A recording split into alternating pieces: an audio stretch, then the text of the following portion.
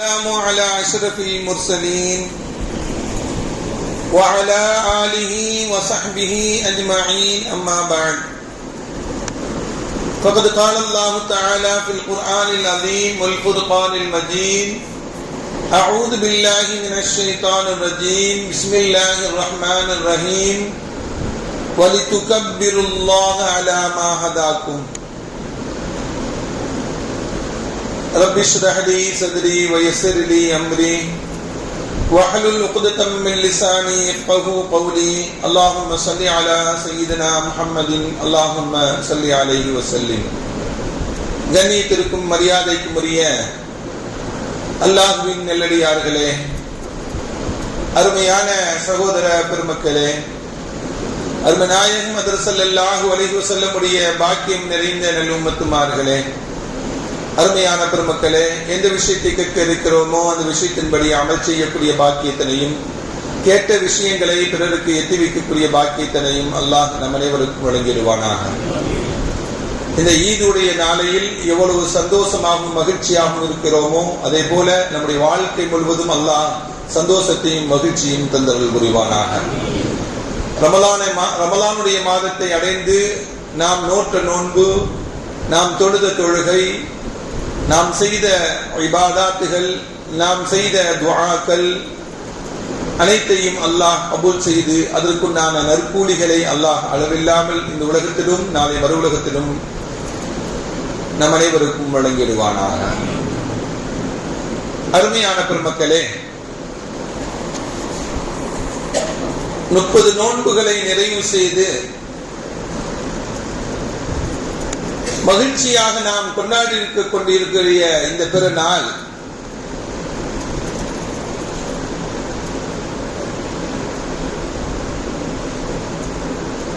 எந்த விதமான ஆர்ப்பாட்டங்களும் எந்த விதமான ஆடல் பாடல்களும் இல்லாத பெருநாட்கள் நம்முடைய 2 பெருநாட்களும். இந்த 2 பெருநாட்களும் அல்லாஹ் நமக்கு வழங்கி இருக்கிறது, மதிப்பையும் மரியாதையும் நமக்கு வழங்கி இருக்கிறது. இந்த பெருநாள் நமக்கு தரக்கூடிய 2 விஷயங்கள், ஒன்று தக்வா என்னும் இறையச்சம், இன்னொன்று ஈகை என்று சொல்லக்கூடிய பிறருக்கு உதவி செய்யக்கூடிய நிலை. இந்த 2ம் பெருநாள் நமக்கு தரக்கூடிய பெரிய பாக்கியம். நாமெல்லாம் பெருநாளை இபாதத்தாக வணக்கமாக நாம் கொண்டாடி கொண்டிருக்கிறோம். பெருநாளுடைய துவக்கமே என்ன? அல்லாஹு அக்பர் அல்லாஹு அக்பர் என்று அல்லாஹ்வை பெருமைப்படுத்தக்கூடிய, அல்லாஹ்வை உயர்ந்து பேசக்கூடிய வார்த்தைகள் தான் அந்த பெருநாளுடைய துவக்கமாகவும் நமக்கு இருக்கிறது. இந்த பெருநாளுடைய நாட்களை நபிகள் நாயகம் ஸல்லல்லாஹு அலைஹி வஸல்லம் சொல்லும் பொழுது ஐயாமுல் அக்ல் வஷ்ஷுருப், சாப்பிடக்கூடிய நாள், நல்ல அருந்தக்கூடிய நாள், அருந்துவது ஹலாலான உணவு பண்டங்களை வகைகளை நல்ல சாப்பிட்டு நல்ல தண்ணீர் போன்ற பானங்களை அருந்தக்கூடிய நாள் இந்த நாள் என்று நபிகள் நாயகம் ஸல்லல்லாஹு அலைஹி வஸல்லம் நமக்கு சொல்லித் தருவார். அருமையான பெருமக்களே, இந்த பெருநாள் நமக்கு ஈகையை உதவி செய்வதை நமக்கு கடமையாக ஆக்கியிருக்கிறது. நாம் எல்லாம் பிறருக்கு கொடுத்து விட்டு, ஏழைகளுக்கு கொடுத்து விட்டு நாம் அமர்ந்திருக்கிறோம்.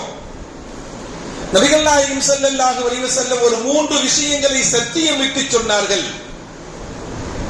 ஸலாத்துன் அக்ஸம அலைஹின்ன, நான் ஒரு 3 விஷயங்களை அல்லாஹ் மீது சத்தியமிட்டு சொல்லுகிறேன் என்று நபிகள் நாயகம் ஸல்லல்லாஹு அலைஹி வஸல்லம் சொன்னார். அது என்ன 3 விஷயம்? நபிகள் நாயகம் ஸல்லல்லாஹு அலைஹி வஸல்லம் சொன்னாங்க, மா நகஸ மாலின் மின் ஸதகா, ஒரு மனிதன் தர்மம் கொடுப்பதனால் அவனுடைய செல்வம் குறையாது என்று சத்தியமிட்டு சொல்லுகிறார்கள். அப்படி என்றால் என்ன? நம்மிடம் இருக்கக்கூடியதை தான் பிறருக்கு கொடுக்கிறோம், குறையும் அல்லவா? ஏன் சத்தியமிட்டு சொல்லுகிறார்கள் நபிகள் நாயகம் ஸல்லல்லாஹு அலைஹி வஸல்லம் அப்படின்னா, நாம் பிறருக்கு நம்மிடம் இருந்தது முன்னாடி கொடுப்பதற்கு முன்பாக எவ்வளவு இருந்ததோ அதை கொண்டு அல்லாஹ் நிறைவாக ஆக்கி தருவான் என்பதுதான். அதை கொண்டு அல்லாஹ் நம்முடைய காரியங்களை இலகுவாக ஆக்கி தருவான் என்பதுதான். அப்படி என்றால் சத்தியமிட்டு சொல்லுகிறார்கள், தர்மம் செய்வது, பிறருக்கு உதவி செய்வது எந்த வகையிலையும் உங்களுடைய செல்வங்களை குறைத்து விடாது என்று நபிகள் நாயகம் ஸல்லல்லாஹு அலைஹி வஸல்லம் சொன்னாங்க. அடுத்து சொன்னாங்க நபிகள் நாயகம் ஸல்லல்லாஹு அலைஹி வஸல்லம், மா ஸாதல்லாஹு அப்தன் பிஅஃவின் இல்லா இஸ்ஸா. ஒரு அடியானை மன்னித்து விட்டால் அவனை அல்லாஹ் கண்ணியப்படுத்துகிறான். ஒரு அடியானை கண்ணியப்படுத்துவதன் மூலம், ஒரு அடியானை மன்னிப்பதன் மூலமாக அல்லாஹ் அவரை கண்ணியப்படுத்துகிறான் என்று நபிகள் நாயகம் ஸல்லல்லாஹு அலைஹி வஸல்லம் சொன்னார். ஒரு அடியானை மன்னிப்பதன் மூலமாக அல்லாஹ் அவருடைய கண்ணியத்தை உயர்த்துகிறான், அதிகப்படுத்துகிறான் என்பதை நபிகள் நாயகம் ஸல்லல்லாஹு அலைஹி வஸல்லம் சொன்னார். அப்படின்னா என்ன? பிறரை மன்னித்து வாழ வேண்டும், பிறரை மன்னிக்கணும். ஒரு ஆள் தப்பு செஞ்சிட்டாரு, மன்னிச்சுக்கோங்க அப்படின்னு கேட்ட பிறகு நாளா மன்னிக்க மாட்டேன்னு சொல்லக்கூடாது, நாளா மன்னிக்க மாட்டேன்னு சொல்லக்கூடாது. அதனால மன்னித்து பழக வேண்டும்.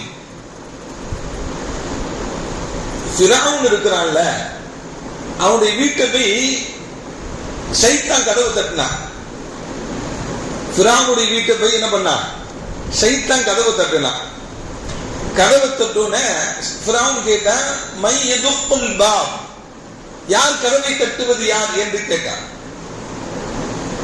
ஷைத்தான் சொன்னானா, நீதான் பெரிய கடவுள் சொல்லிட்டு இருக்கிய, அனரப்புக்கும் அலா, நான் உயர்ந்த கடவுள் என்று சொல்லிக் கொண்டிருந்தான் ஃபிரௌன், என்னை வணங்க வேண்டும் என்று சொல்லிக் கொண்டிருந்தான்.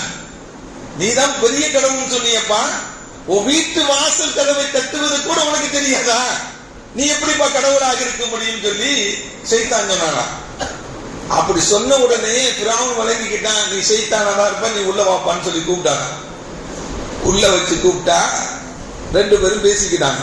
எப்படி பேசிக்கிட்டாங்க அப்படின்னா, நம்ம ரெண்டு பேரும் அல்லாஹ்க்கு எதிரி, அல்லாஹ்வுடைய எதிரி நம்ம ரெண்டு பேரும் தான். நம்ம ரெண்டு பேரும் வாய்விட்டு பேசிக் கொள்வோம். அல்லாஹ்வுக்கு பிடிக்காதவர்கள் யார்? அவர்களை நம்முடைய மனைவியில் சிக்கிக் கொள்ளலாம்ல. அல்லாஹ்வுக்கு பிடிக்காதவர்கள் யார் என்று ஷைத்தானிடம் ஃபிரௌன் கேட்கும் பொழுது ஷைத்தான் சொல்லுவானா, ஒரு அடியான் ஒரு தவறு செய்து அந்த அடியாரிடம் இன்னொரு அடியாரிடம் அந்த பாவம் மன்னிப்பு கேட்டு அவன் மன்னிக்கலன்னா அல்லாஹ் நம்மை விட ரொம்ப மோசமா பிடிக்காது அவனுக்கு என்று ஷைத்தான் சொன்னான். அப்படி என்றால் ஒரு மனிதன் இன்னொரு மனிதனுக்கு தவறு செய்த பிறகு மன்னிப்பு கேட்டும் மன்னிக்கவில்லை என்றால் அல்லாஹ்வுக்கு பிடிக்காது. அப்படி மன்னிக்கக்கூடிய பக்குவம் வேண்டும்.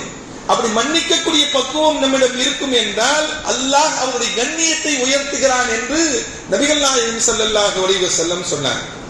அடுத்து சொன்னாங்க, வமா தவாதஅ அஹதுல் லில்லாஹி இல்லா ரஃபஅஹு அல்லாஹ். யார் அல்லாஹ்வுடைய விஷயங்களில் எல்லாமே பணிவாக ஆகிவிடுகிறாரோ அல்லாஹ் அவருடைய வாழ்க்கையை உயர்த்துவான் என்று சொன்னாங்க ஸல்லல்லாஹு அலைஹி வஸல்லம். பணிவை மேற்கொள்ள வேண்டும். பொறுமையை தன்னுடைய வாழ்க்கையில் பெருமை அடிக்காமல் பணிவை மேற்கொள்ளக்கூடியவனுடைய வாழ்க்கை அல்லாஹ் உயர்த்துவான் என்று நபிகள் நாயகம் ஸல்லல்லாஹு அலைஹி வஸல்லம்.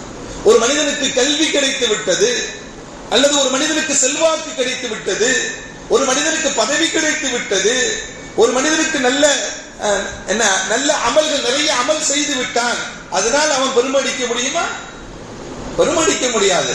இதெல்லாம் நமக்கு கிடைத்தாலும் பெருமடிக்காமல் பணிவாக வாழ்ந்து கொள்ள வேண்டும். அப்படி யார் பணிவாக வாழ்ந்து கொள்கிறார்களோ அவர்களை அல்லாஹ் உயர்த்துவான் என்று நபிகள் நாயகம் ஸல்லல்லாஹு அலைஹி வஸல்லம் நமக்கு சொல்றாங்க. அப்படி என்றால் இந்த ஹதீஸ் நமக்கு சொல்லித் தரக்கூடியது என்ன? பிறருக்கு உபகாரம் செய்வதனால், பிறருக்கு உதவி செய்வதனால், பிறருக்கு ஈகை செய்வதனால் நமக்கு என்ன ஏற்படாது? நம்முடைய செல்வங்கள் குறையாது என்பதை நபிகள் நாயகம் ஸல்லல்லாஹு அலைஹி வஸல்லம் சொன்னாங்க. அருமையானவர்களே, இன்னைக்கு சதக்கத்துல் ஃபித்ர் கொடுத்துட்டு வந்து உட்கார்ந்து இருக்கிறோம். நம்ம உலகத்தில் 200 கோடி முஸ்லிம்கள் இருக்கிறார்கள். இதை ஒரு 3ஆ பிரிச்சுக்கிட்டோம் அப்படின்னா 1/3 பகுதி கொடுக்கக்கூடியவர்களாகும், மூன்றில் ஒரு பகுதி வாங்கக்கூடியவர்களாகவும் மூன்றில் ஒரு பகுதி நடுத்தரமாக உள்ளவர்களாகவும் வைத்துக் கொண்டாலே கிட்டத்தட்ட 66 கோடி மக்கள் பிறருக்கு இன்னொரு 66 கோடி மக்களுக்கு கொடுக்கிறாங்க.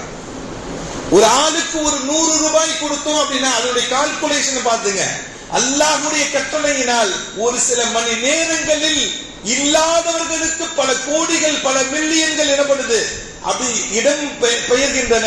அல்லாஹ்வுடைய கட்டளை இது. அருமையான பெருமக்களே, இதுதான் அல்லாஹ் ஏற்படுத்தியிருக்கக்கூடிய நிலைப்பாடுகள். இப்படி பிறருக்கு உபகாரம் செய்து வாழ வேண்டும் என்பதுதான் மார்க்கம் நமக்கு சொல்லி காட்டுகிறது. அருமையான பெருமக்களே, நபிகள் நாயகம் ஸல்லல்லாஹு அலைஹி வஸல்லம் அவங்க சஹாபாக்களிடம் ஒரு கேள்வி கேட்பாங்க. என்ன கேள்வி கேட்பாங்க? இன்ன மின் ஷஜரத்தின் ஷஜரா, ஒரு மரம் இருக்கிறது. அது எப்படிப்பட்ட மரம் தெரியுமா? அந்த மரம் வஹிய மஸலுல் முஃமின், முஃமினுக்கு உதாரணமான மரம் என்று நபிகள் நாயகம் ஸல்லல்லாஹு அலைஹி வஸல்லம் சொன்னாங்க. ஹத்திஸூனி மா ஹுவ, அது என்ன மரம் என்பது எனக்கு சொல்லுங்க அப்படிங்கிற ஸல்லல்லாஹு அலைஹி வஸல்லம் விடுகதையாக சொல்லுவாங்க மக்களுக்கு. ஒரு மரம் இருக்கு, அது ஒரு மூமினுக்கு மூமினை போல உண்டானது, அது எந்த மரம் என்று எனக்கு சொல்லுங்கள் என்று ஒரு விடுகதை மாதிரி ஸல்லல்லாஹு அலைஹி வஸல்லம் மக்களுக்கு சொல்லுவாங்க. எல்லாரும் நினைப்பாங்க காட்டுல உள்ள அந்த மரம் இந்த மரம் இந்த மரம் எல்லா மரத்தையும் யோசிப்பார்கள். கடைசியில தெரியல ஸல்லல்லாஹு அலைஹி வஸல்லம் அவங்க சொல்லுவாங்க அந்நஹ்லா, பேரித்த மரம் தான் என்று சொன்னாங்க ஸல்லல்லாஹு அலைஹி வஸல்லம். ஒரு பேரித்த மரத்தை ஒரு முஸ்லிமுக்கு ஒரு மூமினுக்கு உதாரணமாக நபிகள் நாயகம் ஸல்லல்லாஹு அலைஹி வஸல்லம் சொன்னாங்க. அப்படி என்றால் என்ன? பேரித்த மரத்தில் அவ்வளவு என்ன இருக்கிறது ஒரு மூமினுக்கு உதாரணமாக சொல்வதற்கு? பேரித்த மரம் இருக்கிறது அல்லவா, அதனுடைய எந்த பகுதியும் வீணாகாது. அது காயையும் சாப்பிட முடியும், செம்பழமாக இருப்பதும் சாப்பிட முடியும், அது பழுத்ததும் சாப்பிட முடியும், அதை காய்ந்தாலும் சாப்பிட முடியும். மரத்தினுடைய ஓலைகள் எல்லாம் வீடு வைவதற்காக வேண்டி கூரைகளாக அமைத்துக் கொள்வதற்கும் பாய்களாக அமைத்துக் கொள்வதற்கும் அதனுடைய ஓலைகள் பயன்படுகின்றன. அதனுடைய மட்டைகள் எரிப்பதற்கு பயன்படுகின்றன. பேரித்த மட கொட்டை இருக்கிறது அல்லவா, நாம தூக்கி சாப்பிட்டு தூக்கி எறிவோம் அல்லவா, அது கூட அரபு நாட்டில் ஒட்டகத்திற்கு தீனியாக உணவாக பயன்படுத்துறாங்க. பேரித்த மட கொட்டையை கூட ஒட்டகத்திற்கு உணவாக பயன்படுத்தப்படுகிறது. அப்படி என்றால் பேரித்த மரம் எவ்வளவு முழுமையாக பயன் தருகிறதோ மக்களுக்கு, அதே போல ஒரு மூமினும் இருக்க வேண்டும், பயன் தரக்கூடியவனாக இருக்க வேண்டும். அப்படின்னா என்ன? இவன் மூலமாக பிறருக்கு பிரயோஜனமாக ஆக்கிக் கொண்டே இருக்க வேண்டும், உபகாரம் செய்து கொண்டே இருக்க வேண்டும், உதவிகள் செய்து கொண்டே இருக்க வேண்டும் என்றுதான் நபிகள் நாயகம் ஸல்லல்லாஹு அலைஹி வஸல்லம் சொன்னாங்க. நீங்கள் இந்த உலகத்தில் வாழும் பொழுது அன்சாரிகளாக வாழுங்கள். ஏனென்றால் அன்சாரிகளினால் தான் இந்த உலகம், இந்த உலகத்தில் மார்க்கம் என்ன, இந்த உலகத்தில் மார்க்கம் என்பது உயர்ந்தது, உயர்ந்து நிற்பதற்கு காரணம் 200 கோடி முஸ்லிம்கள் இன்று இருப்பதற்கு காரணம் அன்றைய அன்சாரிகள் செய்த உதவிகள் தான். அந்த அன்சாரிகளை போல நாம் எப்பொழுதும் வாழ்ந்தோம் என்றால் இந்த மார்க்கமும் உயர்ந்து நிற்கும், இந்த மார்க்கத்தில் உள்ள நாமும் உயர்ந்து நிற்போம். அருமையான பெருமக்களே, இதனுடைய நன்மைகளை நாம் தெரிந்து கொண்டோம் என்றால், இதனுடைய அருமையை நாம் தெரிந்து கொண்டோம் என்றால், இந்த உலகத்தில் இருந்து மரணமாகிவிட்டாலும் திரும்பவும் இந்த உலகத்திற்கு வருவோம் என்று என்ற எண்ணம் என்று ஏற்படும். அல்லாஹ் திருக்குர்ஆனிலே சொல்லுவான், லவ்லா அஹ்ஹர்தனி இலா அஜலின் கரீப், இந்த உலகத்தில் வாழ்ந்து இந்த உலகத்தை விட்டு மரணித்து இந்த மறுமைக்கு சென்றவர்கள் எல்லாம் இவர்கள் இந்த செய்த நன்மைகளை, மறுமையுடைய நன்மைகள், மறுமையில் இந்த உலகத்தினுடைய நன்மைகளை அவர்கள் பார்த்தபடி சொல்வாங்களா, யா அல்லாஹ் இந்த உலகத்தில் இன்னும் கொஞ்ச நாள் என்னை வாழ வச்சிருக்கலாமே, நான் கொஞ்சம் சதக்கா செஞ்சுட்டு வந்திருப்பேனே, கொஞ்சம் தர்மம் செஞ்சுட்டு வந்திருப்பேனே, நான் செய்த கொஞ்ச நன்மைகளுக்கு இவ்வளவு பெரிய நன்மைகள் கிடைக்கின்றன, நான் இன்னும் கொஞ்ச நாள் வாழ்ந்திருந்தா இன்னும் நிறைய சதகாக்களும் உபகாரங்களும் செய்து விட்டு வந்திருப்பேனே என்றெல்லாம் மறுமையில் எண்ணுவார்களா, திருப்பி உலகத்துக்கு போயிட்டு வரலாமே அப்படின்னு நினைப்பாங்க. ஏனென்றால் இந்த உலகத்தில் செய்த சிறு உபகாரங்களுக்கு கூட உயர்ந்த அந்தஸ்துகள் கிடைக்கிறது என்றால் இந்த உலகத்தில் வாழக்கூடிய சமயத்தில் நாம் பிறருக்கு உபகாரியாக இருக்க வேண்டும், பிறருக்கு உதவி செய்யக்கூடியவர்களாக இருக்க வேண்டும். அல்லாஹ் நம்மிடம் கொடுக்கக்கூடிய செல்வம் நமக்கு மட்டுமல்ல பிறருக்கும் தான், பிறருக்கும் இல்லாதவர்களுக்கு கொடுத்து வாழ்வதுதான். நம்மிடம் இருக்கக்கூடிய உணவை பகிர்ந்து உண்ண வேண்டும், நம்மிடம் இருக்கக்கூடியதை பிறருக்கும் கொடுத்து வாழ வேண்டும். இதுதான் இந்த ஈகை திருநாள், இந்த நோன்பு பெருநாள் சொல்லக்கூடிய பாடம். வல்லவன் அல்லாஹ் அந்த உயர்ந்த அந்த அன்சாரிகளுடைய வாழ்க்கையை நமக்கும் தந்தல் புரிவானாக. அவர்கள் வாழ்க்கையில் எப்படி உயர்ந்தார்களோ அதே போன்ற உயர்வுகளையும் நம்முடைய வாழ்க்கையிலையும் அல்லாஹ் தந்தல் புரிவானாக என்று இந்த நல்ல நேரத்தில் செய்தி கூறி நிறைவு செய்கிறேன். வா ஆகிரு தஅவானா அனில் ஹம்துலில்லாஹி ரப்பில் ஆலமீன். அஸ்ஸலாமு அலைக்கும்